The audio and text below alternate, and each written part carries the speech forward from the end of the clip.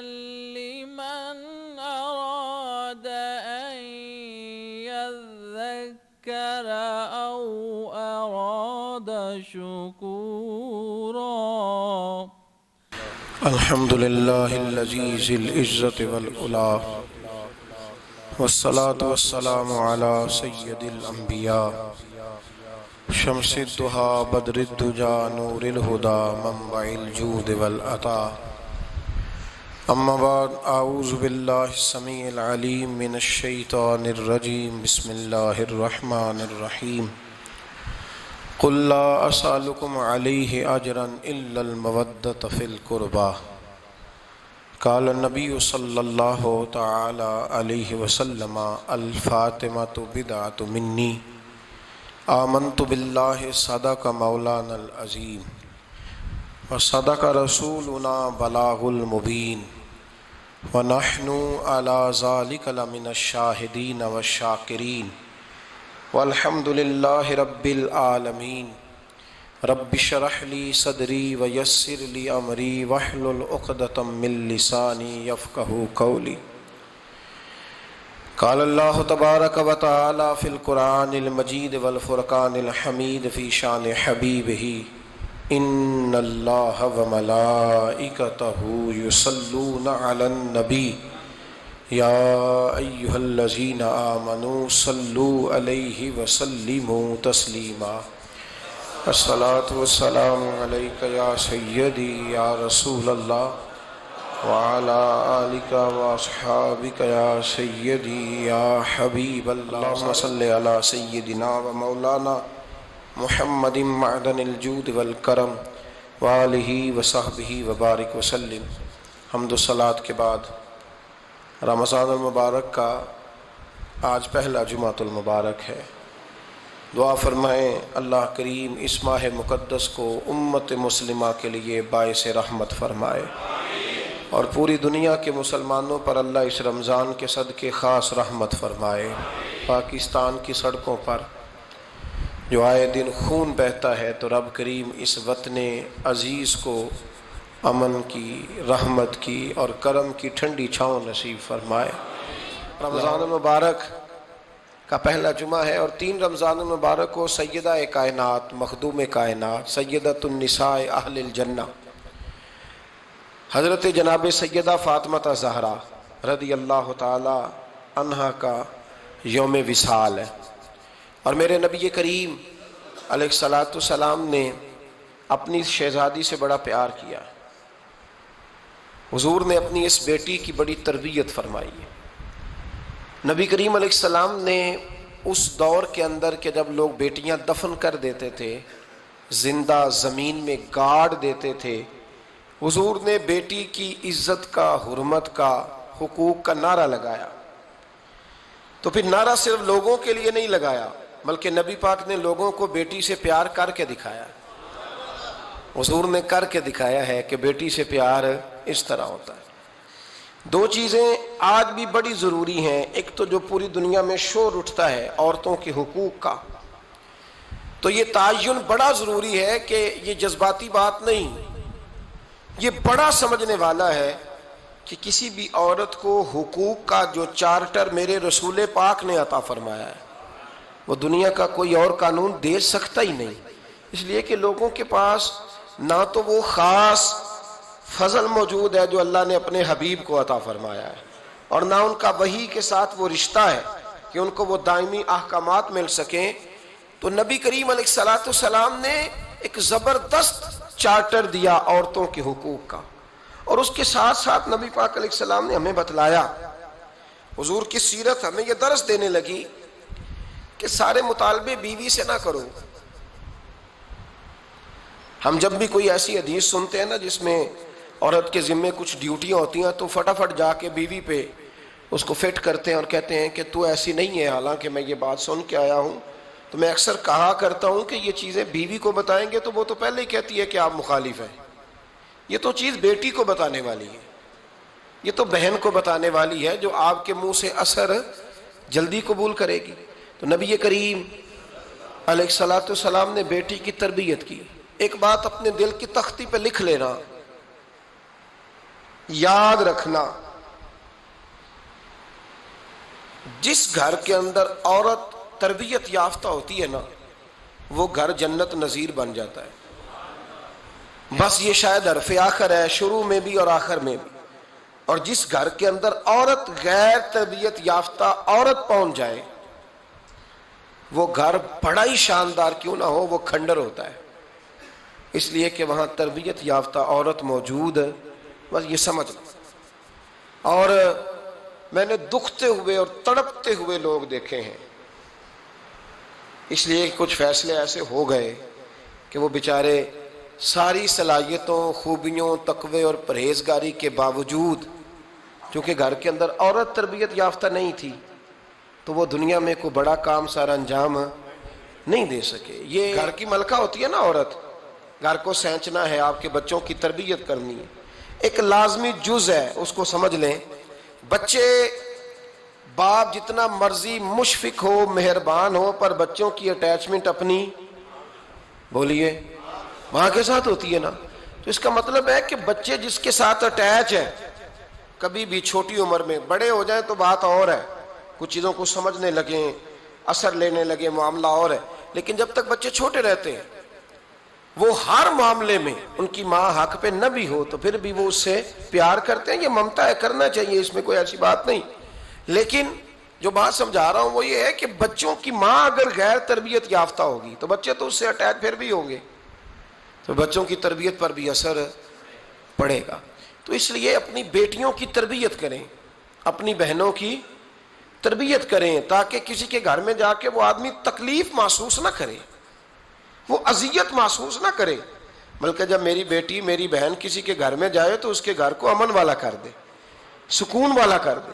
تو ہم تباہی ہے گھروں کی، میں نے بڑے بڑے سیانے لوگ تڑپتے دیکھیں، آپ یقین کریں، تڑپتے ہوئے، سسکتے ہوئے، بلاتے دیکھے ہیں، اس لیے کہ گھر کے اندر کا ماحول خوفناک ہو گیا، غیر تربیت یافتہ ماحول۔ اور کئی دفعہ ایسے معاملات ہوتے ہیں بعض لوگوں کے کہ جن کے لیے مشکل ہوتا ہے اس معاملے کو تبدیل کرنا، تو مہربانی فرمائے جمعۃ المبارک میں آج یہ نیت کریں کہ ہم بیٹیوں کی تربیت پر توجہ دیں گے، بیٹی کی تربیت کریں گے انشاءاللہ، توجہ دیں گے انشاءاللہ۔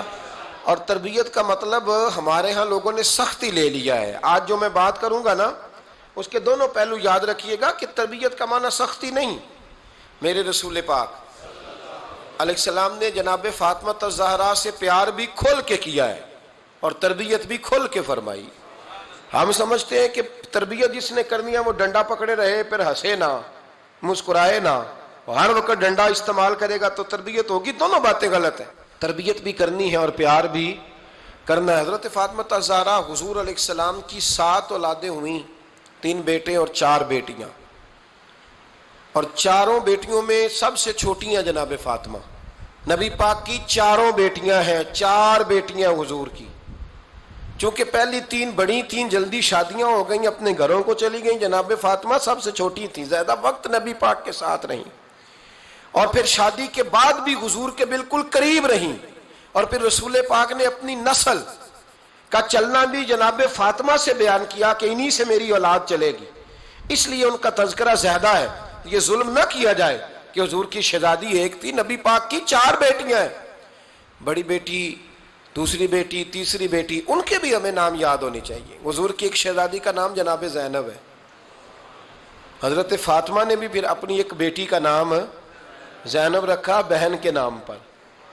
حضرت نبی کریم علیہ السلام کی ایک صاحبزادی کا نام رقیہ ہے، حضرت فاطمہ نے بھی اپنی ایک بیٹی کا نام رقیہ رکھا اپنی بہن کے نام پر۔ حضرت فاطمہ کی ایک بہن کا نام ام کلثوم ہے، حضور کی ایک بیٹی کا نام ام کلثوم ہے، تو جناب فاطمہ نے بھی اپنی ایک بیٹی کا نام ام کلثوم رکھا۔ حضرت فاطمہ کی بھی 6 اولادیں با اختلاف روایات بیان کی گئی ہیں، 3 بیٹے تھے اور 3 بیٹیاں تھیں۔ 3 بیٹے تھے، امام حسن، امام حسین اور امام محسن۔ امام محسن کا جلدی انتقال ہو گیا چھوٹی عمر میں، اس لیے زیادہ تذکرہ نہیں۔ باقی 2 شہزادیاں بھی ذرا جلدی رخصت ہو گئیں، جناب زینب موجود رہیں، کربلا تک گئیں، اس لیے ان کا تذکرہ زیادہ کتابوں میں ملتا ہے۔ حضرت فاطمہ سب سے چھوٹی تھی، نبی پاک کے ساتھ وقت گزارا، قرآن مجید نے اس گھر کی محبت ہم پر فرض قرار دے دی. لا اسألکم علیہ اجرا الا المودۃ فی القربى. فرمایا محبوب ان سے کہہ دو کہ میں تبلیغ پر تم سے کوئی اجر نہیں مانگتا، ہاں میرے اہل بیت سے پیار کرتے رہنا، میرے گھر والوں سے پیار کرتے رہنا. اور حضور نے فرمایا الفاطمہ تو بدعۃ منی، فرمایا فاطمہ میرے جگر کا ٹکڑا ہے، جس نے میری بیٹی فاطمہ سے پیار کیا اس نے مجھ سے پیار کیا. اور یہ بخاری مسلم ہے، مشکات ہے. فرمایا جس نے میری بیٹی سے بغض رکھا اس نے مجھ سے بغض رکھا. کل نمازیں پڑھے نا، بالغ ہونے سے لے کر کل نمازیں، بالغ ہونے سے لے کر کل نمازیں پڑھے. لو بڑی بات کرنے لگا ہوں، رمضان کا پہلا جمعہ ہے.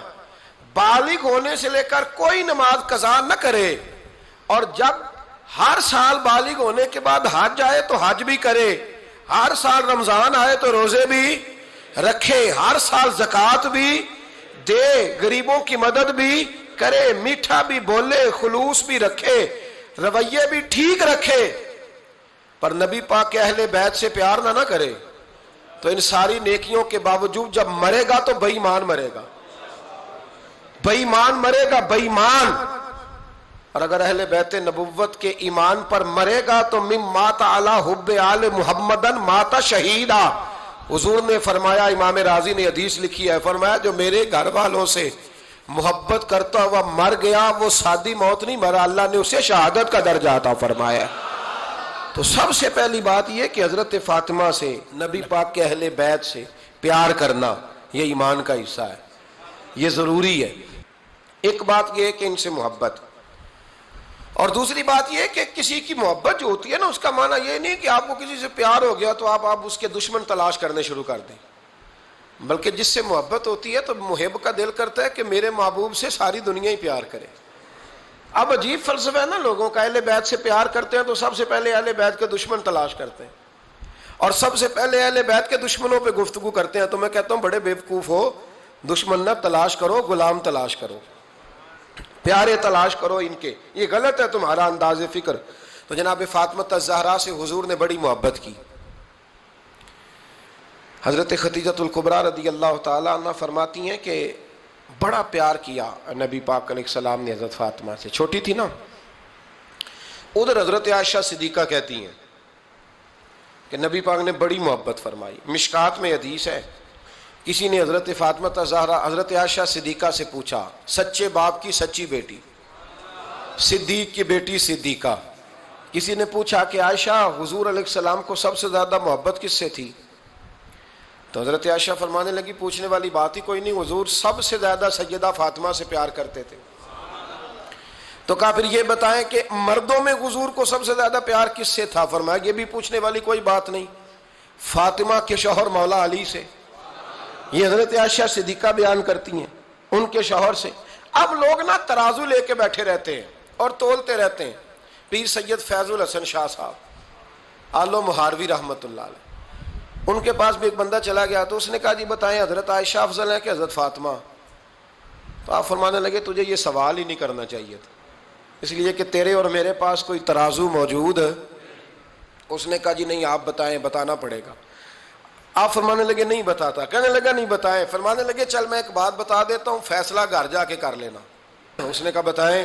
آپ فرمانے لگے کہ عائشہ بیٹی ہے ابو بکر صدیق کی اور فاطمہ بیٹی ہے نبی پاک کی.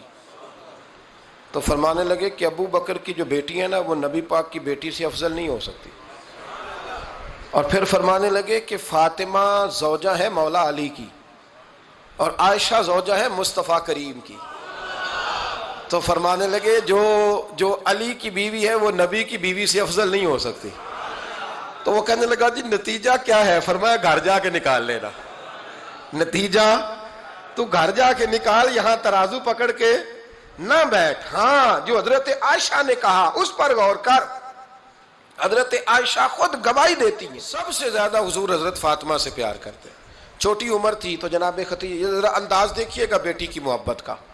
حضرت خدیجہ فرماتی ہیں حضور جب گھر آتے نا تو دروازے پہ کھڑے ہو کے اونچی آواز میں فرماتے السلام علیکم. کہتے ہیں حضور نہ سلام لیتے، میں جواب دیتی. اپنے گھر حضور آئے ہیں پر نبی پاک دروازے پہ ہی کھڑے ہیں. فرماتی ہیں کھڑے رہتے حضور، میں پھر تھوڑا ہنستی اور پھر میں کہتی فاطمہ سنتی ہو؟ اماں جی سنتی ہوں. فرمایا تمہارے ابا آ گئے ہیں دروازے پہ.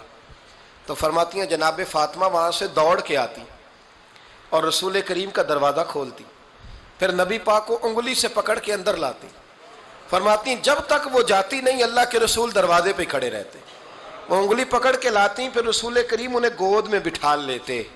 فرماتے ہیں وہ چھوٹی چھوٹی باتیں پوچھتی اور حضور ان کے بڑے بڑے جواب دیتے. وہ چھوٹی چھوٹی باتیں, بچپن کی ایک بات لکھی ہے ہمارے محدثین نے. ایک دن چھوٹی عمر میں, بالکل چھوٹی عمر میں, حضرت فاطمہ نے پوچھا یا رسول اللہ میں اپنے رب کو کب دیکھوں گی؟ اللہ اکبر, عمر چھوٹی اور بات بڑی کر دی, میں کب دیکھوں گی؟ تو حضور نے فرمایا فاطمہ بڑی جلدی, رب کریم تمہیں جنت میں لے جائے گا اور ساری جنتی عورتوں کی سردار بنائے گا, اور پھر میرا رب تجھے اپنا دیدار بھی کرائے گا. تو جناب فاطمہ تو زہرا رضی اللہ تعالیٰ عنہا چھوٹی چھوٹی باتیں کرتی. حضرت ختیجہ کہتی ہیں جب چلے جاتے نا حضور تو میں پھر بلاتی, میں کہتی ادھر آنا فاطمہ, کیا باتیں کر رہی تھی اپنے ابا سے؟ تو کہتی پھر وہ مجھے بتاتی بھی اور راضی بھی ہوتی. یہ سلسلہ آخر تک چلا. یہ حضرت فاطمہ سے راز کی باتیں کرنا حضور کا آخر تک چلا. بخاری مسلم میں حدیث, وہاں راوی حضرت ختیجہ ہے, یہاں راوی حضرت عائشہ صدیقہ ہے. جناب عائشہ صدیقہ کہتی ہیں حضور کے وصال ظاہری سے کچھ دن پہلے خود نبی کریم علیہ السلام نے حضرت فاطمہ الزہرا کو بلایا, اور جب وہ آئیں تو کہتی ہیں ان کو میں نے آتے دیکھا تو میں نے پھر حضور کو ان کے استقبال کے لیے کھڑے ہوتے بھی دیکھا. پھر حضور نے ان کا ماتھا چوما, جہاں بیٹھے تھے وہاں بٹھایا, پہلو میں بیٹھ گئے, اور فرماتے ہیں پھر باپ بیٹی باتیں کرنے لگے. میں کوئی چیز بنا رہی تھی تو جناب عائشہ کہتی ہے میں نے دیکھا کہ حضور نے ان کے کان میں کوئی بات کہی, تو جناب فاطمہ رونے لگ گئی. پھر حضور نے کان میں کچھ کہا تو وہ مسکرانے لگی. کہتی ہیں حضور وہ بات کر کے تشریف لے گئے, فاطمہ ابھی بیٹھی تھی, میں آئی, میں نے آ کے کہا کہ فاطمہ بتاؤ نبی کریم علیہ الصلوۃ والسلام نے آپ سے کیا کہا؟ کبھی ہنستی تھی کبھی روتی تھی. تو فرمایا حضور نے منع کیا ہے, یہ میرا اور میرے نبی کا راز ہے, میں حضور کی حیات ظاہرہ میں یہ بات کسی کو بتا نہیں سکتی. فرماتی ہیں کہ فاطمہ سے تو میں نے پوچھ لیا پر حضور سے پوچھنے کی تو ضرورت ہی نہیں تھی نا, لیکن وہ راز کی بات تھی. کچھ دن گزرے تو حضور بیمار ہو گئے, پھر کچھ دن گزرے تو حضور کا وصال ہو گیا. فرماتے ہیں کچھ عرصے کے بعد میں سیدہ فاطمہ الزہرا سے ملی تو میں نے کہا فاطمہ وہ بھید کھول تو دے, آج تو کھول دے وہ راز کیا تھا. آپ کو بلایا گیا, پھر آپ آئیں, پھر حضور نے بات کی, پھر نبی کریم علیہ السلام کے بات کرنے پر کبھی آپ روئیں کبھی آپ ہنسی, تو یہ کیا تھا؟ تو کہتی ہیں جناب فاطمہ پھر رونے لگی, کہنے لگی ہاں اماں جی اب میں پردہ کھول دیتی ہوں, اب میں راز بتا دیتی ہوں. حضور کا وصال ظاہری ہو گیا. فرمانے لگی مجھے حضور نے بلایا اور میرے کان میں فرمانے لگے فاطمہ وقت تھوڑا رہ گیا ہے, اب تیرے والد نے جانے کا پروگرام بنا لیا ہے, اب نہ ٹائم آ گیا ہے بچھڑنے کا. فرماتی ہیں جب میں نے یہ بات سنی تو میں رو پڑی, حضور آپ بچھڑ جائیں گے؟ کہتی ہے میں روئی. ذرا حدیث کے جملوں پہ غور کرنا. ماتی تھوڑی دیر گزری تو حضور نے میرے کان میں کہا فاطمہ پتر رو نا, بیٹے رو نا, میرے جانے کے بعد جو سب سے پہلے میرے پیچھے آ کے مجھے ملے گی نا بیٹی وہ تو ہی ہوگی. اللہ کرے میں سمجھا سکوں آپ کو بات. جب کہا نا کہ میں وصال کروں گا تو رو پڑی, اور جب کہا نا میرے بعد تیرا بھی جلدی وصال ہو جائے گا تو حضرت فاطمہ نے ہنسنا شروع کر دیا. کیا پیار ہے میرے محبوب علیہ الصلوۃ والسلام کے ساتھ جناب فاطمہ کا.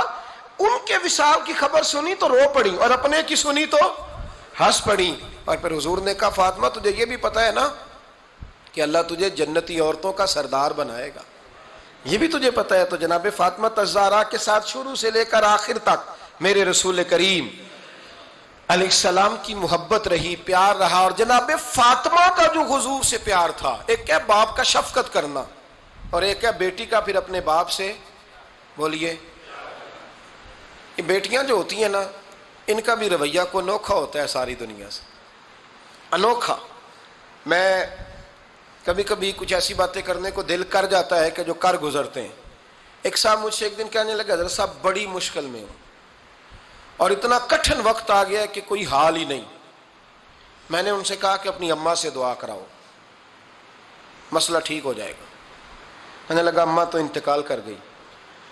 تو میں نے کہا بہن سے دعا کراؤ. کہنے لگا بہن دور رہتی ہے، تو میں نے کہا پھر بیٹی سے کرا لو۔ آپ یقین کرے اللہ کے گھر میں بیٹھا ہوں، رمضان کا مہینہ مجھے تیسرے دن ملا، کہنے لگا حضرت صاحب الحمدللہ اللہ نے میری مشکل آسان کر دی۔ کہنے لگا یہ نسخہ آپ نے بڑا عجیب بتایا، پیر تو اس قسم کی باتیں نہیں نہ بتاتے، پیروں نے تو آپ کو پتا ہے دعائیں قید کر کے رکھتے ہیں، صرف ہماری قبول ہونی ہے۔ کہنے لگے آپ ان کا میرے ساتھ ارادت کا رشتہ ہے۔ کہنے لگے آپ کس طرح کے پیر ہیں کہ آپ نے مجھے پلٹ کے کہہ دیا کہ اماں سے، بہن سے، بیٹی سے؟ تو میں نے کہا اصل بات یہ ہے کہ میں کبھی تھکا بھی ہوتا ہوں، کبھی کسی رنگ میں بھی ہوتا ہوں، اور کئی دفعہ اب تو یہ حال ہو گیا ہے کہ رونا آئے بھی تو روتے نہیں کہ لوگ تماشا نہ سمجھے، کئی دفعہ آنسو چھپانے بھی پڑتے ہیں کہ لوگ اس کو اداکاری اور فنکاری ہی نہ سمجھنے لگ جائیں۔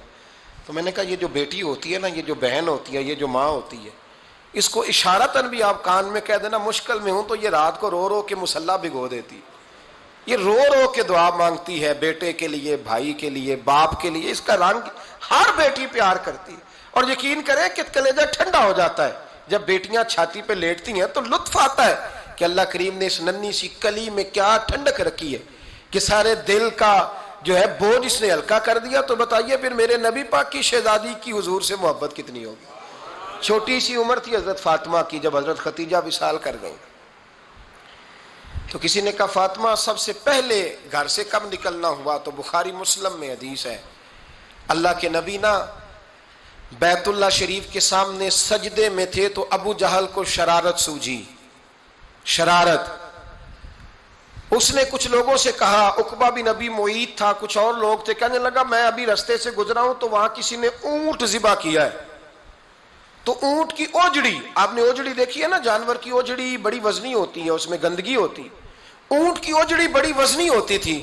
کہنے لگا وہاں اونٹ کی اوجڑی پڑی ہے، وہ دیکھو نبی پاک معاذ اللہ سجدے میں ہے، تو معاذ اللہ ثم معاذ اللہ وہ اونٹ کی اوجڑی اٹھاؤ حضور کی گردن پہ رکھ دو۔ تھوڑا سا مشکل سے جمعہ پڑھنا پڑ جائے نا، اور تھوڑا سا مشکل سے پڑھانا پڑ جائے تو ہم دین کے بہت بڑے خدمت گزار بن جاتے ہیں۔ یہ دیکھو سجدے کتنی مشکل سے ہو رہے ہیں، یہ دیکھو سجدے کتنی مشکل سے ہو رہے ہیں، کتنی مشکل سے حضور کے سر انور پر اوجڑی رکھ دی۔ یہ وہ وقت ہے کہ نہ تو چچا ابو طالب ہیں جو پہنچ جاتے، نہ جناب ختیجہ ہیں جو بندوبست کرتی، تو کسی نے نا جناب ختیجہ کے دروازے کے سامنے منہ کر کے کہا کہ محبوب کے گھر والوں حضور کے سر اقدس پر اوجڑی رکھ دی ہے کسی نے، اور حضور سر اقدس اٹھاتے ہیں تو تکلیف محسوس کرتے ہیں۔ جناب فاطمہ کہتی ہیں پہلا دیہڑا تھا جب میں چہرے پہ کپڑا ڈال کے نا تو اپنے بابا کے لیے نکلی، فرماتی پہلا دن تھا، میں حرم کعبہ میں پہنچی، حضور کو سجدے میں دیکھا تو چھوٹے چھوٹے ہاتھوں سے میں نے اوجڑی نیچے گرائی، حضور بولے کچھ نہیں، نہ میں نے کوئی بات کی، میں نے حضور کی انگلی کو تھاما اور میں کنویں پہ لے آئی، حضور بھی نہیں بولے، جناب سیدہ فرماتی میں بھی نہیں بولی، حضور بیٹھ گئے اور میں کنویں سے پانی نکالنے لگی، میں حضور کی زلفیں دھوتی جاتی اور حضور روتے جاتے، زلفیں دھوتی جاتی اور حضور روتے جاتے۔ پھر حضرت فاطمہ نے جب حضور کی زلفیں دھو لیں تو ہاتھ اٹھائے، کہا اے اللہ جنہوں نے میرے بابا کو تکلیف دی ہے نا ان کو برباد کر دے۔ میں رات روایت پڑھ رہا تھا مشکات سے تو میں حیران ہو رہا تھا کہ یہ عجیب منظر ہے، یہ عجیب منظر ہے کہ جب طائف والے پتھر مارے اور نبی کریم علیہ السلام سے حضرت زید بن حارثہ کہ حضور دعا کریں یہ تباہ ہو جائے، تو نبی پاک کہ نہیں زید میں نے نہیں ان کے لیے تباہی کی دعا کرنی، یہ نہیں ٹھیک ہوتے تو ہو سکتا ہے ان کی نسلیں ٹھیک ہو جائیں۔ اور جب احد میں وہ لوگ پتھر مار کے دانت شہید کر دیں، حضرت ابوبکر صدیق جیسی ٹھنڈی طبیعت کا آدمی عرض کرے حضور دعا کریں یہ تباہ ہو جائے، تو حضور نے فرمایا اللہم اہد قومی فإنہم لا یعلمون، یا اللہ میری قوم کو ہدایت دے، یہ جانتے نہیں یہ کیا کر رہے ہیں۔ حضور نے کبھی بھی کسی کے لیے دعائے ضرر نہ فرمائی، لیکن آج یہ عجیب منظر ہے، شاید یہ واحد وہ وقت ہے کہ جناب فاطمہ الزہرا نے جب کہا نا کہ اے اللہ انہیں برباد کر دے انہوں نے آج میرے والد کو تکلیف دی ہے، حضرت فاطمہ کی دعا سن کے تو حضور نے بھی ہاتھ اٹھائے، کہا اے اللہ جیسے میری بیٹی کہتی ہے نا ویسے ہی کر دے، اللہ کر دے انہیں برباد، فاطمہ جیسے کہتی ہے ویسے، اللہ کرے آپ کو سمجھ آئے میری بات کی کہ وہاں جہاں شدید تکلیف دی گئی وہاں حضور نے کسی کے لیے ایسی دعا اور یہاں فرمایا اللہ جیسے فاطمہ کہتی ہے ویسے. اللہ اکبر. حضرت عبداللہ ابن مسعود کہتے ہیں کہ وہ دعا بھی میں نے سنی اور پھر میں نے ان سب لوگوں کو جن کے لیے جناب سیدہ نے دعا کی تھی ان سب کو پھر میں نے بدر میں کٹتے ہوئے بھی دیکھا. میں نے ان کی لاشوں پر گھوڑے چلتے ہوئے بھی دیکھے. پھر میں نے دیکھا کہ صحابہ انہیں گھسیٹ کر کنووں میں ڈال رہے تھے. میں غور سے دیکھ رہا تھا اور ان کے چہرے پہچان رہا تھا. تو مجھ سے کسی نے کہا عبداللہ تم کیا غور کر رہے ہو؟ تو میں نے کہا میں غور کر رہا ہوں یہ وہی ہیں سارے جن کے لیے سیدہ فاطمہ نے دعا کی تھی کہ یہ برباد ہو جائے. یہ وہی ہیں میرے رسول کریم علیہ السلام کی ہر تکلیف کو جناب فاطمہ نے اپنی تکلیف سمجھا. ہر تکلیف کو. جب انسان کے دائیں بائیں کچھ لوگ ہوتے ہیں نا اس کے دکھ بھی سمجھنے والے سکھ سمجھنے والے لوگوں کی تعداد لمبی چوڑی ہوتی ہے. ہمارے زمانے میں ہمارے ہر آدمی کے ساتھ ذاتی مطالبات ہیں. ذاتی تو جب تک وہ میرا مطالبہ پورا کرتا رہتا ہے میرا اس سے پیار رہتا ہے اور جب وہ میری خواہشات پوری کرنی چھوڑ دیتا ہے پھر میرا اس سے کوئی رشتہ نہیں رہتا. میرے عزیز حضرت فاطمہ الزہرا کا کمال یہ ہے کہ انہوں نے میرے محبوب کا دکھوں میں ساتھ دیا. حضور کی تکلیف پر وہ تکلیف میں آتی پریشان ہوتی. یہاں سے بات چلی 4-5 سال عمر مبارک تھی. حضرت فاطمہ کی کل عمر 29 سال ہوئی ہے. 15 سال یا کچھ زیادہ آپ کی عمر تھی جب حضور نے بیاہ کر دیا تھا. ہم لوگ سمجھتے ہیں کہ شاید اب آپ 30 سال کے بچے کو کھڑا کر کے کہیں کہ دین کی کوئی بات کر کوئی تکلیف برداشت کر تو کہتے ہوں میں تو ابھی بچہ ہوں. یعنی 29 سال کی عمر ہوئی ان کی. چلیں جس نے زیادہ لکھی ہے اس نے 32-33 لکھ دی ہوگی. 40 تک کوئی بندہ نہیں گیا. لیکن میں جس روایت پر زیادہ اعتماد کرتا ہوں ان راویوں نے 29 سال عمر حضرت فاطمہ کی اور ڈھیر سارے محدثین نے لکھی. یارو حیرانگی کی بات ہے نا اس 29 سال کی عمر میں انہوں نے حضور کا بھی کھول کے ساتھ دیا. مولا علی کا گھر بھی پورا آباد کیا. اپنے شہزادوں کی تربیت کر کے میدان کربلا بھی سارا سجا دیا. دنیا کا انقلاب برپا کر دیا. 29 سال کی عمر میں کام کرنا ہو تو سال تھوڑے بھی بڑے ہوتے اور نہ کرنا ہو تو پھر تو 80 سال کے بچے بھی میں نے دیکھے ہیں. بزرگ مجھ سے ناراض نہ ہو جائیں, اللہ مجھے بے ادبی سے بچائے, میں صحیح کہہ رہا ہوں. میں نے 80 سال کے بچے بھی. آپ نے بڑے تب ہونا ہے جب آپ نے نفسیاتی طور پہ بڑے ہونا ہے. لیکن آپ کی عمر ہو گئی ہو 70 سال لیکن تصویروں کی خواہش ابھی بھی نہ جاتی ہو. ابھی بھی پروگرام بنتا ہو کہ کوئی بندہ مل جائے تو بریانی کھانے جائیں لاہور. ابھی بھی آپ اس سے نکلے نہ ہوں اس کیفیت سے. ذوق شوق ابھی وہی ہو. اس کا مطلب یہ ہے کہ قد بڑا ہوا, عمر بڑی ہوئی, لیکن ذہنی اور نفسیاتی طور پر وہ پختگی نہیں آئی جس کی ضرورت تھی. ہمیں ذہنی طور پر پختہ ہونا چاہیے. میری بات پر توجہ کریں گے آپ حضرات اور غور کریں گے. نبی کریم علیہ السلام کی تکلیفوں میں انہوں نے ساتھ دیا.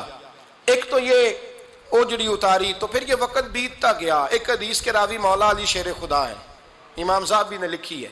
نبی پاک نے نا دین کے لیے بڑی مشقت کی, جد و جہد کی. حضرت فاطمہ چھوٹی عمر سے دیکھتی آ رہی تھی حضور کو کام کرتے. حضور کی عادت مبارکہ تھی جب سفر پہ تشریف لے جاتے تھے تو سب سے آخر میں سیدہ فاطمہ کے گھر جاتے, واپس آتے تو سب سے پہلے سیدہ فاطمہ کے گھر جاتے. مولا علی کہتے ہیں ایک دن میں نے عجیب نظارہ دیکھا. نبی کریم علیہ السلام سفر سے واپس آنے والے تھے. میں نے حضرت فاطمہ کو اطلاع دی کہ حضور آج پہنچ جائیں گے, تو انہوں نے گھر سارا صاف کیا, سجایا, سنوارا, کھانا پکایا. لیکن فرماتی ہیں جیسے ہی حضور اندر داخل ہوئے نا گھر کے, جناب فاطمہ نے حضور کا چہرہ دیکھا تو ہاتھ پکڑ کے چومنے لگی. اور کہتے ہیں جب انہوں نے سر اٹھایا تو ان کا چہرہ سارا آنسوؤں سے بھرا ہوا تھا. رسول کریم نے بیٹی کے سر پہ ہاتھ رکھا, بٹھا لیا. فرمایا فاطمہ بیٹے رونے والی تو بات کوئی نہیں تھی, کیوں رو پڑی ہو؟ تو عرض کرنے لگی محبوبہ میں بچپن سے دیکھ رہی ہوں محنت کرتے, جد و جہد کرتے, مشقت کرتے. یا رسول اللہ آج آپ آئے ہیں تو آپ کے چہرے پر تھکاوٹ کے آثار ہیں, حضور وجود تھکا ہوا ہے. یا رسول اللہ میں نے ساری زندگی آپ کو کام کرتے دیکھا ہے, مدینے والے حبیب مجھے بتا تو صحیح کام کب تک کرنا ہے؟ کوئی وقت آئے گا جب آپ کی کمر بھی بستر سے لگے, کوئی ٹائم آئے گا آپ گھر میں بیٹھیں من پسند غذائیں کھائیں. حضور کب تک یہ جد و جہد کرنی ہے, کب تک یہ کام ہوگا؟ جناب فاطمہ فرماتی ہیں حضور نے میرے آنسو پونچھے. مولا کائنات شیر خدا فرماتے ہیں نبی کریم علیہ السلام فرمانے لگے فاطمہ تیرے باپ کی ڈیوٹیاں بڑی زیادہ ہیں، جب تک دنیا کے آخری کونے تک دین نہیں پہنچ جاتا اور جب تک اینٹیں اور پتھر بھی میرے دین کا پیغام سن نہیں لیتے اتنی دیر تک تیرا باپ جدوجہد کرتا ہی رہے گا۔ یہ بڑا مشکل کام ہے، یہ دین کا سفر، یہ دین کی جدوجہد، یہ دین کی تھکاوٹ آپ اپنی مرضی نہیں کر پاتے۔ لوگ اپنی مرضی کے ساتھ جی نہیں پاتے جو اس رستے کے مسافر ہوتے ہیں، وہ دین کی پراپرٹی ہوتے ہیں، انہیں دین کے مطابق چلنا پڑتا ہے۔ تو جناب فاطمہ نے وہ سارے رنگ دیکھے رسول کریم علیہ السلام کی حیات مبارکہ کے، پھر یہ ساری کیفیت جب دیکھی نا کہ حضور اتنی محنت کرتے ہیں، تو پھر جناب فاطمہ کو میرے نبی کی امت سے پیار بڑا ہو گیا صلی اللہ ہو۔ سمجھیے گا اس بات کو، امت مسلمہ سے حضرت فاطمہ کو بڑا۔ امام حسن کہتے ہیں میری اماں سارے کام کرتی تھی گھر کے، اب تو شہزادے ہیں نا ہمارے بچے، کام اور بچی، یعنی بچی میکے سے واپس آتی ہے تو سب سے بڑا دکھڑا یہ سناتی ہے کہ وہ کام بڑا کراتے ہیں، یہی ہے نا دکھڑا؟ ہاں نہ تو کریں، سب سے بڑا دکھڑا کیا ہے؟ پتہ نہیں کیا کراتے ہوں گے، ہال نہیں چلوا لیتے کہیں، یا کچھ چکی نہیں پسوا لیتے، پتہ نہیں کون سا ایسا کام ہے۔ اور آپ ناراض نہ ہو جانا، میں بھی بیٹی کا باپ ہوں، میں بھی بہنوں کا بھائی ہوں، میں بھی اس بات کو سمجھتا ہوں، لیکن ایک بات ذہن میں رکھنا کہ یہ بات نہیں ہے کوئی کرنے والی کہ سارے بچی کے ماں باپ جمع ہو کے پہنچ جاتے ہیں ہماری بچی جی کام بڑے کرتی ہے۔ مثلاً کیا کرتی ہے؟ کیا کرتی ہے وہ؟ آؤ میں بتاؤں میرے مصطفیٰ کی بیٹی کیا کرتی تھی۔ میں نے سینکڑوں دفعہ یہ بات کی ہے اور میرا دل کرتا ہے روزانہ کروں، پھر کرتا ہوں۔ دنیا میں کوئی اتنا غریب ہے جس کی بیٹی اتنا کام کرے کہ ہاتھوں پہ چھالے پڑ جائیں؟ ہے کوئی اتنا غریب تو اٹھ کے بتائے کہ میری بیٹی سسرال میں اتنا کام کرتی ہے کہ چھالے پڑ جاتے ہیں؟ میں دکھاتا ہوں، میرے رسول کی شہزادی کو چھالے پڑ جاتے۔ کچا مکان، جناب فاطمہ جناب فضا آپ کی لونڈی تھی، ان سے مٹی منگاتی اور گھر میں لیپا پوتی کرتی، پھر جھاڑو دیتی۔ امام حسن اور حسین کے درمیان پورے سال کا فرق نہیں، 11 مہینے کا فرق، دونوں بچوں کو سنبھالتی۔ جناب علی کی والدہ حضرت فاطمہ بنت اسد بوڑھی تھی، جناب فاطمہ وہ کھول کے نوکری کرتی کہ حضرت فاطمہ بول پڑتی، حضرت فاطمہ بنت اسد بول پڑتی، کہتی بیٹے فاطمہ میرا اتنا نہ خیال رکھا کر، تیرے اپنے بھی بچے ہیں۔ جناب فاطمہ فرماتی آپ صرف علی کی ماں تو نہیں نا، آپ میری بھی تو ماں ہے نا۔ یہاں بیبیاں فلسفہ بیان کرتی ہیں، وہ کہتی ہیں جی کس حدیث میں آیا ہے ساس سسر کی خدمت فرض ہے؟ میں نے کہا کسی میں بھی نہیں آیا۔ ہم کیا کہہ رہے ہیں؟ کسی میں بھی نہیں آیا، لیکن یہ تو آیا ہے نا کہ شوہر راضی ہو تو اللہ راضی رہتا ہے۔ تو اگر شوہر ماں باپ کی خدمت سے راضی ہوتا ہے تو کرو خدمت، اس کو تو راضی کرنا ہے نا، اس پر تو توجہ دو۔ حضرت فاطمہ پھر چکی پیستی، چکی یہ آسان جملہ نہیں، کہہ جاتے ہیں ہم، سن لیتے ہیں آپ۔ چکی پیس کر، جو پیس کر اس کا آٹا بنانا، پھر بچوں کے لیے کھانا پکانا۔ پھر ایک دن کہنے لگے علی آپ کی آمدن تھوڑی ہے، خرچے زیادہ، چرخہ نہیں لا دیتے؟ فاطمہ کیا کرو گی؟ فرمایا تھوڑا سا سود بنا لیا کروں گی، تم بیچ آیا کرنا۔ چلو میں تھوڑا ہاتھ بٹاؤں گی۔ یہ ساری ڈیوٹیاں کر کے حضرت حسن برواتے ہیں، پھر عزت والے رسول کی عزت والی بیٹی، پھر شانوں والے نبی کی شانوں والی بیٹی، پھر پاک محبوب کی پاک شہزادی، ساری ڈیوٹیاں کر کے رات کو مولا علی سے کہتی اگر آپ اجازت دیں تو اللہ کو راضی نہ کر لوں؟ حضرت علی فرماتے فاطمہ جیسے دل کرے۔ تو امام حسن کہتے ہیں پھر میری ماں مصلی بچھا لیتی، مصلی، اور پھر ساری رات وہ نماز پڑھتی، ساری رات، اور فرماتے ہیں جب سویرے ہاتھ اٹھاتی تو پہلی دعا یہ کرتی اے اللہ میرے رسول کی امت پہ رحم فرما، اے اللہ میرے رسول کی امت پہ رحم فرما۔ تو کہتے ہیں زمانے بیت گئے یہ دعا سنتے، تو ایک دن میں قریب گیا تو میں نے کہا امی حضور کوئی دعا میرے لیے بھی کر دیں، کوئی حسین کے لیے بھی کر دیں، کوئی زینب کے لیے بھی کر دیں۔ ساری دعائیں امت مصطفیٰ امت مصطفیٰ امت مصطفیٰ۔ کتنا بڑا جملہ ہے، کتنا بڑا، شیخ محقق نے لکھا ہے کتنا بڑا۔ جناب فاطمہ فرمانے لگی تیرے لیے بھی کرتی ہوں، حسین کے لیے بھی کرتی ہوں، زینب کے لیے بھی کرتی ہوں، سب کے لیے کرتی ہوں، پر بیٹا یاد رکھنا فاطمہ کی دعاؤں پر پہلا حق میرے رسول کی امت کا ہے۔ فاطمہ کی اصل میں بات بہت خوشی کی سنا دی میں نے آپ کو، لیکن آپ وہیں سست کے سست رہ گئے۔ یہ کسی عام آدمی کی دعا نہیں، پیر صاحب کی، درویش صاحب کی رٹی رٹائی دعا نہیں، یہ سیدہ فاطمہ کی دعا ہے۔ آپ کو اتنا بڑا خزانہ مل رہا ہے اور آپ سمجھے ہی نہیں بات کو. حضرت فاطمہ فرمانے لگی میری دعاؤں پر سب سے زیادہ حق میرے رسول کی امت کا ہے, تو میں یہ حق ہمیشہ ادا کرتی رہوں گی, میں انہیں دعائیں ہمیشہ دیتی رہوں گی. حضرت فاطمہ بڑا پیار کرتی ہیں. امام حسن کہتے ہیں کہ ایک پورا دن گزر گیا, کھانے کو کچھ نہ ملا. اگلی شام آ گئی تو چند روٹیاں کھانے میں ملیں, جوں لائے حضرت علی, جناب فاطمہ نے پیس کے روٹی پکائی. فرماتی ہیں سب کو کھانا کھلا دیا تو اپنی روٹی آپ نے رکھ لی. جب آپ کھانا کھانے لگی, کھانے پر ہاتھ ہی رکھا تھا کہ دروازے پر کسی نے صدا دی, تو کہتے ہیں بولنے والے کے لفظ بڑے عجیب تھے. جس نے صدا دی نا اس کے لفظ بڑے عجیب تھے, کہنے لگے اور رسول اللہ کی بیٹی, میں 2 دن سے فاقے میں ہوں, تو مجھے پتا ہے اس گھر سے روٹی ضرور ملے گی. جناب فاطمہ نے نہ کھانا اٹھایا, امام حسن کو کہنے لگی بیٹے دے آ. جناب حسن کہتے ہیں مجھے بڑی تکلیف ہوئی, ہم سب کھانا کھا چکے تھے, مولا علی بھی کھا چکے تھے, صرف میری اماں نے نہیں کھایا تھا. ماں اور بیٹے کا پیار, اور پھر حسن حسین اور سیدہ کا پیار. فرماتے میں نے کہا اماں جی آدھی دے دیتے ہیں, آدھی آپ کھا لیں, پورا دن گزر گیا آپ فاقے سے ہیں. تو کہتے ہیں حضرت فاطمہ نے میرے سر پہ ہاتھ رکھا, پھر میرا ماتھا چوما, کہنے لگی بیٹا تو نے اس کی آواز نہیں نہ سنی جس نے صدا لگائی, اس نے نہ تو علی سے بات کی نہ تیرے ساتھ بات کی, اس نے تو کہا رسول اللہ کی بیٹی, تم نے صدا نہیں نہ سنی, اس کے لفظ کیا ہے, اس نے تو میرے ساتھ بات کی.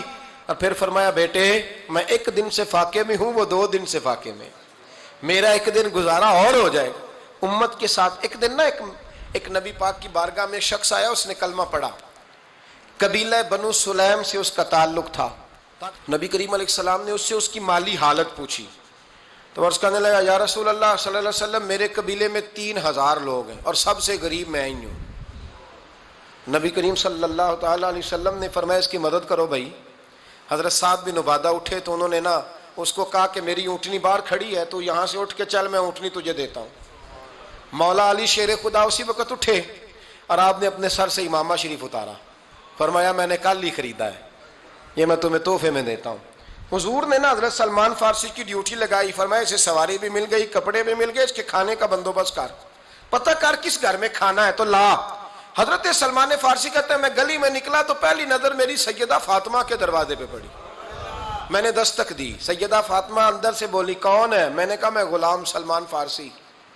جناب فاطمہ تزارا سے میں نے عرض کی ایک بندہ آیا ہے, کلمہ پڑھا ہے, اور وہ کہتا ہے 3000 آدمی میرے قبیلے میں ہیں اور سب سے غریب میں ہوں.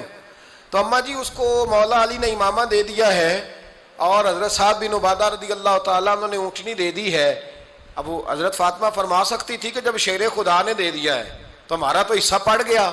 تو فرمانے لگی بھائی میرے ساتھ کیا مطالبہ ہے بتاؤ, جلدی کرو. کہا کھانا نہیں کھایا اس نے, تو آپ فرمانے لگی کھانا دیتے ہیں. حضرت سلمان فارسی کہنے لگے اماں جی کھانے میں کیا ہے, تو کہنے لگی کچھ بھی نہیں, 3 دن ہو گئے حسن حسین نے روٹی نہیں کھائی, پر بڑا کچھ ہے میں دیتی ہوں. کہتے میں سوچ میں پڑ گیا کہ انہوں نے 3 دن سے نہیں کھایا, پھر بھی بڑا کچھ ہے, پھر بھی ہم نے نا جو کھایا ہے اور باقی کا سالن فریج میں رکھا ہے, پرسوں والا بھی فریز ہوا پڑا ہے, شام کی سبزی آ گئی. کسی نے پوچھا حال کیا, کہتا سب سے غریب میں ہی ہوں, بڑا ماڑا بندہ ہوں, رو پڑیں گے پریشان. کہا بچوں نے 3 دن سے روٹی نہیں کھائی, پر سلمان بڑا دیا ہے میرے اللہ نے, بڑا کچھ ہے. تو کہا اماں جی پھر کرنا کیا ہے, فرمایا تو ٹھہر دا میں بتاتی ہوں. کمبل پڑا تھا, بسترا سمجھ لیں, موٹا اوڑھنے کا, کھدر کا. حضرت فاطمہ جلدی سے لائیں, فرمانے لگے یہ پکڑو اور دیر نہ کرنا, یہ ہماری گلی کے کونے پہ نا 2-4 گھر چھوڑ کے تو ایک یہودی ہے, اس کا نام شمعون ہے, وہ اس طرح کی چیزیں گروی رکھ کے یا خرید کے نا تو پیسے بھی دے دیتا ہے, جوں بھی دے دیتا ہے, گندم بھی دے دیتا ہے, سرکہ اور کھجوریں بھی, اسے دے آ, اور وہ جو سامان دینا وہ میرے پاس لا, اور لا کے مجھے دے تاکہ میں جلدی سے اس آدمی کے لیے بندوبست کروں. پتہ نہیں بیچارہ کتنے دنوں کا بھوکا ہے, پتہ نہیں بیچارہ کتنے, اپنے بچوں نے 3 دن سے روٹی نہیں کھائی, لا نہ ذرا. حضرت سلمان فارسی کہتے ہیں میں نے تھوڑا توقف کیا کہ میں آپ کا بستر لے جاؤں, یہ کمبل لے جاؤں, تو فرمانے لگی حکم ہے میرا, وہ جانا پڑے گا. جناب سلمان فارسی کہتے ہیں میں شمعون یہودی کے پاس گیا, میں نے کہا یہ کمبل لو, چاہے تو نگد پیسے دے دو, سامان خرید لیتے ہیں, اور چاہے تو اناج, جوں, سرکہ, کھجوریں جو تمہارے پاس ہے دے دو. وہ کہنے لگا یہ کس کا ہے, بڑا شاندار ہے، بڑا خوشبو والا ہے. تو کہا یہ مولا علی کے گھر سے آیا ہے، پاک بی بی نے دیا ہے کہ اس کو گروی رکھ لو اور مہمان کے لیے کچھ دے دو. کہا مہمان کون سا؟ کہنے لگے حضور کے پاس آ کے ایک شخص نے کلمہ پڑھا ہے اور وہ مسلمان ہوا ہے اور وہ غریب ہے، اس کو روٹی دینی ہے. تو وہ شمون یہودی کہنے لگا میں بھی تورات پڑھا کرتا تھا، تو آج ہی سویرے میں نے پڑھا ہے، آج ہی سویرے پڑھا ہے، ابھی پڑھا ہے. میں بڑی دیر سے حضور آئے تھے پر میری آنکھوں پہ پردہ ہی رہ گیا. مقدر سکندر کا دیکھو کہ پیاسے چلے جا رہے ہیں کنارے کنارے، میں پیاسا ہی مرنے لگا تھا، آج ہی میں نے پڑھا ہے کہ جو آخری امت آئے گی نا، اس امت میں جو رسول اللہ صلی اللہ علیہ وسلم کے قریبی ہوں گے، ان کا کمال یہ ہوگا کہ وہ اپنا پیٹ پر پتھر باندھ کے دوسروں کی مدد کیا کریں گے. یہ میں نے آج ہی پڑھا ہے اور ابھی تو نے مجھے اس کا نظارہ کرا دیا ہے. کہنے لگا یہ چادر بھی لے جا، جو بھی لے جا، سرکہ بھی لے جا، آٹا بھی لے جا، کھانا بھی لے جا، اور اس طرح کر کے میرے پاس سے نگد بھی لے جا، اور جناب فاطمہ سے کہنا یہ سارا کچھ رکھ لے، اور انہیں کہنا کہ مجھے پتا ہے آپ قبول نہیں کریں گی پر قبول کر لے، وہ آپ کا کمبل آیا ہے تو میرا دل نرم ہو گیا ہے، میں یہ قربانی بھی دیتا ہوں اور آپ کے باپ کا کلمہ پڑھ کے مسلمان بھی ہوتا ہوں. حضرت فضا کہتی ہیں، حضرت فضا. بہت ساری باتیں ایسی ہیں جو میں چونکہ پہلے بھی کچھ باتیں کر چکا ہوں تو وہ باتیں میں بیان کر چکا. آج کچھ ایسی باتیں بیان کر رہا ہوں جو پہلے اس عنوان پر میں بیان نہیں کر سکا، ان باتوں کو لے کے آ رہا ہوں. حضرت فضا لونڈی تھی جناب فاطمہ کی، کنیز تھی، خادمت، اور بڑا پیار کرتی تھی وہ حضرت فاطمہ سے، اور جناب فاطمہ بڑی شفقت کرتی تھی ان کے ساتھ. جناب فضا کہتی ہیں ہمارے ساتھ ہی نا دو چار گھر چھوڑ کے ایک یہودی مسلمان ہوا تو اس کے رشتہ داروں نے رشتے توڑ دیے، ناطے توڑ دیے، سارا خاندان مسلمان ہو گیا، لوگوں نے ملنا گلنا چھوڑ دیا. فرماتے ہیں کہ اس کی بیوی فوت ہو گئی. تو میں نے حضرت فاطمہ کو خبر دی تو پہلی خبر سنتے ہی خاتون جنت فرمانے لگی اس سے تو اس کے رشتہ داروں نے ناتا ہی توڑ دیا ہے. فضا جب پتہ کر کے کوئی غسل دینے والا ہے، اسے پتہ کر کوئی کفن دینے والا ہے، کہتے میں واپس آئی. میں نے کہا اماں جی کوئی بھی نہیں، اس کا شوہر تو پریشان بیٹھا. کہنے لگی لا چادر پھر تو اور میں چلتی ہیں.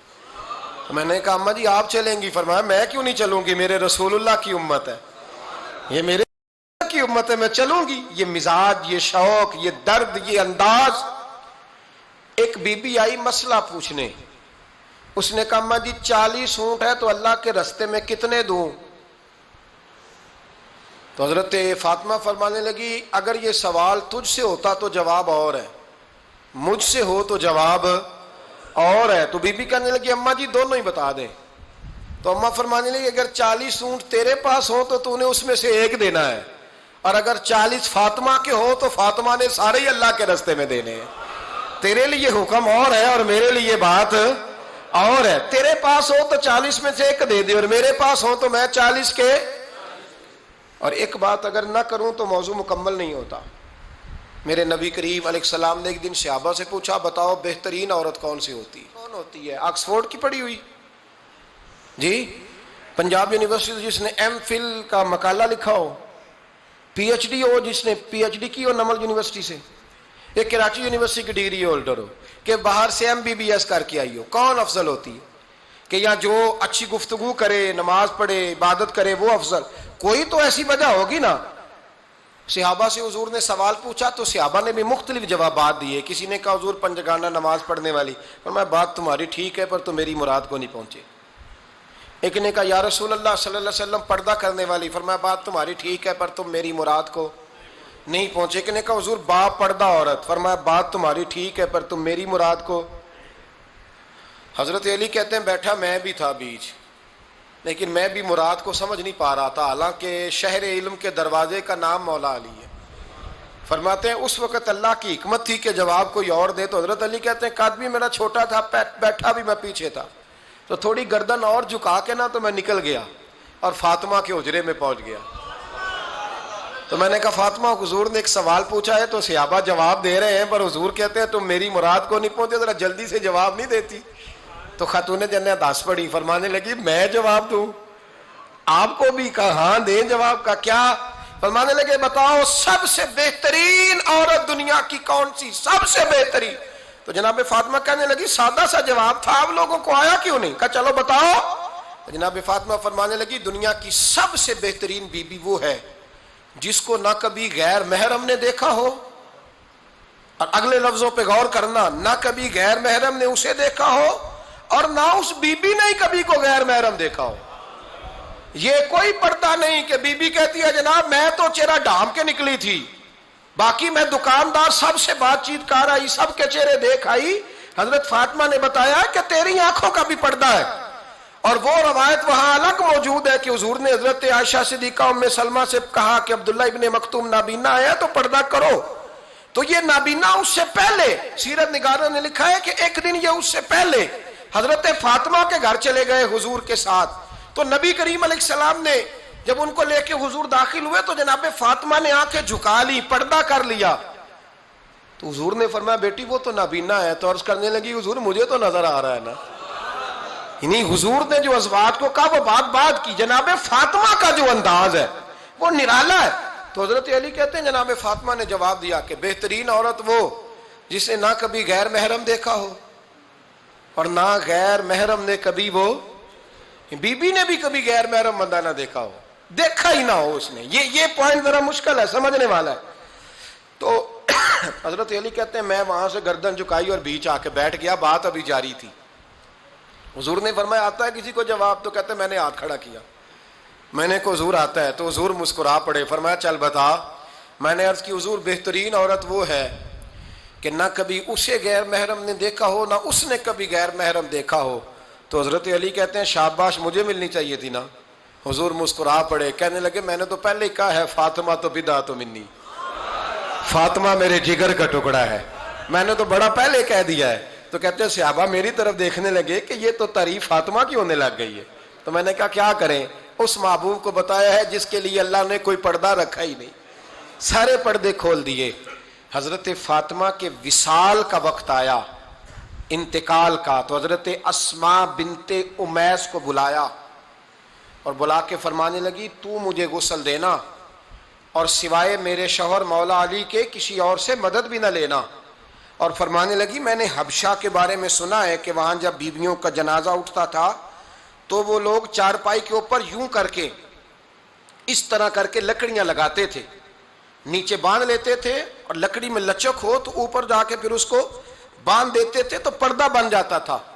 فرمایا میں نے علی کو بتا دیا ہے، تمہیں بھی بتا رہی ہوں، جنازہ میرا رات کو اٹھانا اور لکڑیاں لگا کے نا تو اوپر پردہ کر لینا، میرے وجود پر پڑی ہوئی چادر پر بھی کسی کی نظر نہیں پڑنی چاہیے۔ رات کو جنازہ اٹھانا اور رات کو مجھے دفن کر دینا۔ مدینہ منورہ میں حضور کے وصال ظاہری کے 6 ماہ بعد جناب فاطمہ الزہرا کا جنازہ اٹھا، تو مسجد نبوی شریف سے ایک شخص اپنی داڑھی آنسوؤں سے بھگوتا ہوا نکلا، تو حضرت ابوبکر صدیق نے کھڑا کر کے پوچھا کیوں نبی پاک کے چچا عباس روتے کیوں ہو؟ حضرت عباس کہنے لگے پہلے حضور گئے تھے اب نبی پاک کی تصویر بھی چلی گئی۔ کہا کیا ہوا؟ کہا جناب فاطمہ کا وصال ہوا، پھر سے ایک دفعہ مدینے میں رات آئی، پھر سے شام ہوئی، پھر سے جنازہ اٹھا۔ شیر خدا علی المرتضیٰ رضی اللہ تعالیٰ عنہ نے، حضرت عباس نے، حضرت قسم بن عباس نے، حضرت عبداللہ ابن عباس نے تدفین سے فارغ ہوئے۔ ایک روایت ہے کہ حضرت عباس نے جنازہ پڑھایا اور ایک مستند روایت ہے کہ حضرت ابوبکر صدیق نے جنازہ پڑھایا، اور جب جنازہ پڑھا کر کے باہر نکلے تو حضرت علی شیر خدا کی آنکھوں میں آنسو تھے۔ اتنے کالی روتے کیوں ہو؟ فرمانے لگے صرف فاطمہ نہیں گئی، مصطفیٰ کریم کی امت کے لیے دعائیں کرنے والا ایک بڑا ہاتھ رخصت ہوا ہے، ایک بڑا ہاتھ۔ جناب فاطمہ الزہرا نے 29 سال کی عمر مبارک گزاری۔ میں نے پہلے بھی ایک دفعہ یہ موضوع بیان کیا تھا تو میں نے بات کر دی تھی، کیونکہ میں نے نہیں کی، وہ بات کسی اور کی ہے، کرنی بڑی ضروری ہے۔ علامہ اقبال کہنے لگے، اسرار بے خودی میں لکھنے لگے کہ فاطمہ جو تو نے کیا ہے وہ کوئی نہیں کر سکتا۔ اقبال کہنے لگے فاطمہ جب تجھے دیکھتا ہوں نا تو تڑپ اٹھتا ہوں۔ کہنے لگے اے فاطمہ میرے رسول کریم نے نا میرے پاؤں میں شریعت کی زنجیریں باندھ دی ہیں، اگر مجھے شریعت منع نہ کرتی، حضور پابند نہ کرتے تو میں کعبے کا طواف نہ کرتا، تیری قبر کا طواف کرتا۔ فاطمہ تو نے 29 سال میں وہ انقلاب برپا کیا، امت پر وہ رحمت کی۔ علی کے گھر کی ہے عزت علی سے سنتے ہیں، نبی کے گھر کی ہے عزت نبی سے سنتے ہیں۔ وہ جس نے معزز کیا گھرانے کو، حسین پال کے جس نے دیا زمانے کو۔ اور میرے اعلیٰ حضرت فرماتے ہیں سیدہ زاہدہ طیبہ طاہرہ۔ کبھی آپ اگلا فقرہ سنے نا تو بریلی کے امام نے حد کر دی، فرمانے لگے جان احمد کی راحت پہ لاکھوں سلام۔ جان احمد کہتے ہیں نبی پاک کی جو جان ہے وہ سیدہ فاطمہ ہے، اور صرف جان نہیں، یہ وہ والی حضور کی جان ہے جس سے نبی پاک سکون حاصل کرتے، راحت حاصل کرتے ہیں۔ جان احمد کی راحت پہ، اور اس کا ایک ترجمہ یہ ہے کہ نبی پاک کی جان کو سکون حضرت فاطمہ کی وجہ سے ملتا۔ جان احمد کی راحت پہ لاکھوں سلام۔ اور حضرت حسنین کریمین کا ذکر کرتے ہوئے فرماتے ہیں آب تطہیر سے جس میں پودے جمے۔ حضرت فاطمہ کے بارے میں کچھ روایتوں میں یہ آتا ہے کہ عورتوں کی طرح انہیں حیض نفاس نہیں آتا تھا، اللہ نے پاک پیدا فرمایا، اور مولا علی تو پہلے ہی پاک ہے، تو فرماتے ہیں یہ جو بچے ہوئے نا یہ آب تطہیر سے جس میں پودے جمے۔ یہ بریلی کے امام کی محبت ہے سیدہ فاطمہ سے اور حسنین کریمین سے۔ کیا انداز ہے، کہنے لگے آب تطہیر سے جس میں پودے جمے، اس ریاض نجابت پہ لاکھوں سلام۔ اس ریاض، پتہ نہیں کہاں بیٹھ کے لوگ اہل بیت کی شان بیان کرتے ہیں، اہل بیت کی شان سننی ہے تو بریلی کے امام سے سنو۔ اس ریاض نجابت پہ کہتے ہیں حضرت فاطمہ صرف پاک نہیں، پاکیزگی کا پورا باغ ہے، پورا، یعنی ان کی چھاؤں بھی پاک ہے، ان کا سایہ بھی، ان کا پھل بھی، ان کی ٹہنیاں بھی، بولے تو صحیح یار، ان کی ٹہنیاں بھی، ان کی زمین بھی۔ اس ریاض نجابت پہ لاکھوں سلام، اس ریاض نجابت پہ لاکھوں سلام۔ سیدہ زاہدہ طیبہ طاہرہ، جان احمد کی راحت پہ۔ اے اللہ رمضان کا جمعہ ہے، بڑے سارے لوگ موجود ہیں، ہم تیری بارگاہ میں التجا کرتے ہیں، اے عرش و فرش کے مالک، پاک رسول کی پاک بیٹی کا صدقہ امت کی ہر بیٹی پہ رحم فرما۔ آخر دعوانا الحمدللہ رب العالمین۔